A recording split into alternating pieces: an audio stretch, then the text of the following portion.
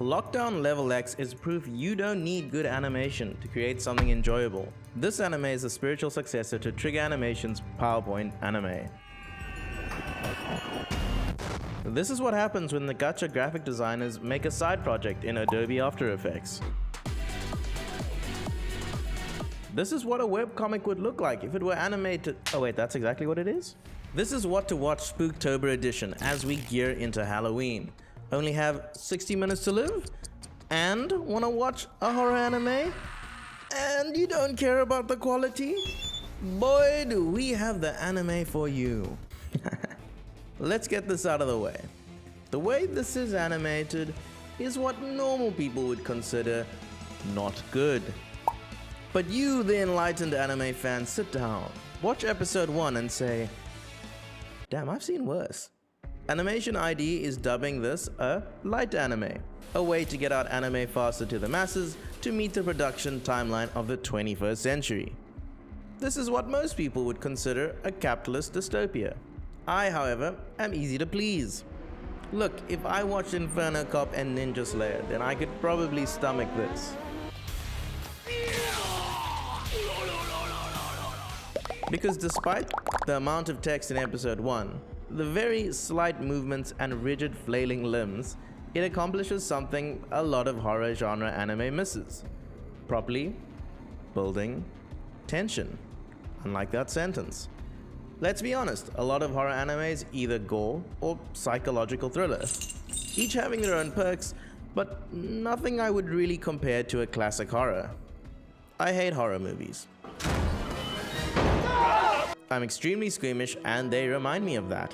With that being said, I have never really been scared in an anime. Something about I think the animation tends to make me lose the factor that makes my hair stand on end and have my gooses have pimples. The sound design, dialogue and pacing really put me at the edge of my seat as we venture into the unknown and discover the mystery of X. Or shall we say Twitter. This anime is about a girl waking up after a nap, discovering her family hasn't returned. Something feels a bit off as her building is silent. She receives a call from her mom saying everything in a 1 kilometer radius of her building has been evacuated because a monster is around the building. The mom is with members of the Japanese self-defense force and tries to advise her into surviving. I don't want to give away any major plot devices, and the great thing is I can't. Because the anime itself makes the viewer question every piece of information you receive. Personally, that's what makes this into one of the better horrors. It controls the setting, scope, and understanding of what is happening.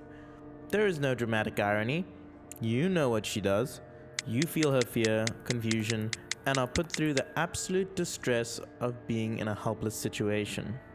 The closest anime that brings me that kind of feeling is the first arc of Higurashi, when you don't really understand why everyone is so goddamn crazy. The horror is tropey, but it does a very good job of making you hold your breath during tense moments and rewarding you with tiny parcels of information as you survive with Ryoka. There is a decent amount of gore, but it doesn't feel overused. Even if this is a light anime, we still have decent voice actors, such as Chizuru from Rent a Girlfriend, and good directors, such as 100 Girlfriends who really like you. Now, some of you in the comments may say, those are bad anime. You're goddamn right. But those are full-blown productions, meaning this isn't like the C or D team assigned to this project. Something that I think did make me hold on for as long as I did was that the episodes were only 10 minutes each. Which, if I'm gonna be honest, should make it illegal to have a full 1.5-minute opening song. The short episode made it really easy to watch and keep the pacing fresh. Each episode felt well contained, breaking in natural points like chapters of the webcomic. It makes the animation not as much of an issue. But is this really something someone would consider as bad animation? I think it's actually pretty successful at conveying the subtle and slow movements of the characters, when in such a situation, every step could echo your demise. It has a certain flavor about it that sparks interest, is a great talking point, and stands out against generic trash this season. I much prefer this to any of the fantasy or isekai this season except for Mao 2099.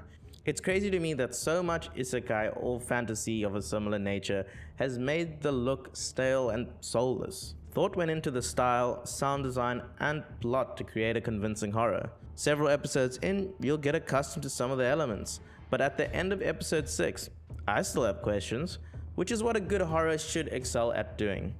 We have been confirmed for a season 2, which is actually fairly shocking, but I'm not complaining. Imagica Infos, one of the contributing studios, also worked in Dahlia and Bloom and Apothecary Diaries. Dahlia had some beautiful moments, but wasn't really a technically animated anime.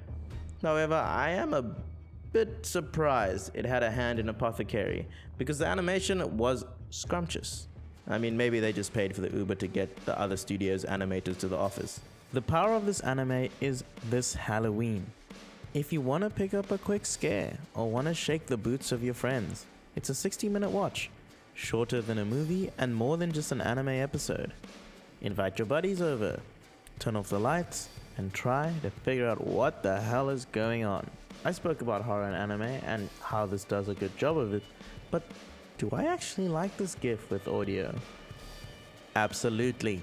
I didn't think I could get so involved with something so short. It does great justice to the art of short stories in creating compelling characters and situations with so little.